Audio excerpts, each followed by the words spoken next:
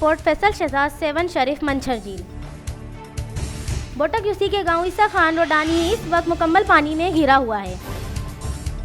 हालिया बरसातों में मंछर झील के दरवाजे टूटने की वजह से गांव में सैलाब जैसी सूरत हाल है, जिसकी वजह से गांव के काफ़ी घर पानी में बह गए हैं, जिसकी वजह से इनका काफ़ी माल मवेशी मर चुका है। इनका काफ़ी जानी और माली नुकसान हुआ है।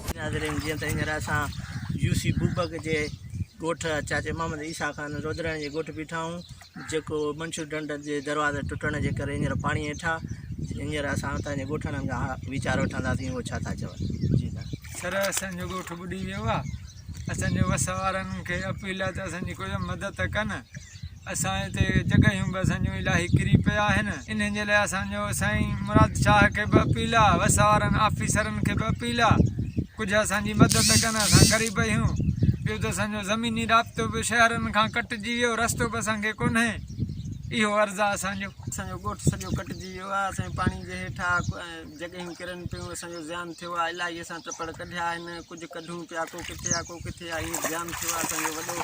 साईं, असांजे ॻोठ खे पाणी चो तरफ़ किरी वियो आहे। असांजे ॻोठ खे वॾो नुक़सानु थियो आहे। जॻह असांजा किरी पिया आहिनि ऐं असांखे वॾो नुक़सानु थियो आहे। असांखे ख़ासि करे पाणी पीअण जो कोन्हे। असांजा नंढड़ा ॿार जेके आहिनि सभु बीमार थी पिया आहिनि, दस्त उल्टियूं। उन्हनि खे मेन मसइलो इहो आहे त असांजो शहर जो राब्तो कटिजी वियो आहे। शहर खे असांखे चो तरफ़ पाणी फिरियल आहे। असां शहर नथा वञी सघूं। असांजो इलाही नुक़सानु थियो आहे। अन्न लुढ़ी विया आहिनि, असांजे माल खे नुक़सानु थियो आहे, जॻह किरी पिया आहिनि। हींअर असांखे बिल्कुलु वेहण जे लाइ खुले आसमान में वेठा आहियूं। जेके असांजा नंढड़ा उस खे बर्दाश्त नथा करे सघनि।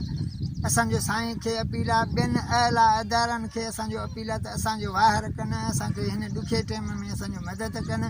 जेके असांजा नंढड़ा ॿार आहिनि तमामु ॾुखिया आहिनि, उन्हनि खे पीअण जो पाणी हीउ गंदो पाणी आहे, हीउ पीअनि था त बीमार थी था पवनि। इलाही बीमार थी पिया आहिनि, जेको असां अस्पताल बि नथा पहुची सघूं। असांजो राब्तो कटियल आहे, रस्तो कोन्हे, को बि रस्तो कोन्हे। असांजो ॾुखियाई आहे। असांजो साईं CM साहिब खे बि अर्ज़ु आहे, ॿियनि अहिला इदारनि खे बि अर्ज़ु आहे, असांजो महिरबानी करे मदद कयो। उनका कहना है कि अचानक बारिश ज़्यादा तेज़ होने की वजह से इनके घर वगैरह पानी में बह चुके हैं और ये लोग मुकम्मल बेयारो मददगार बैठे हुए हैं। इनके मासूम बच्चे खुले आसमान के नीचे बैठे हुए हैं। इन लोगों को आज 4 से 5 दिन होने वाले हैं। इनका दूसरे शहरों से मुकम्मल राब्ता मुनक़ता है। गवर्नमेंट और आला अरबाब इख्तियार वालों ने इनकी कोई दादरसी नहीं की है। इन लोगों की चीफ मिनिस्टर सैयद मुराद अली शाह से काफ़ी उम्मीदें वाबस्ता हैं। ये लोग इस वक्त एक मसीहा के मुंतज़िर हैं और गांव वालों ने अपील करते हुए कहा है कि हम लोग भी चीफ मिनिस्टर मुराद अली शाह के हल्के के हैं। खुदारा करम की नज़र हम लोगों पर भी डाली जाए। इंसानियत के नाते चीफ मिनिस्टर साहब से अपील की जाती है कि हम पर भी रहम की नज़र डाली जाए और हम लोगों की मदद की जाए। HRJD न्यूज़ से फ़िलहाल इतना ही। मज़ीद अपडेट्स और ख़बरों के लिए देखते रहिए HRJD न्यूज़।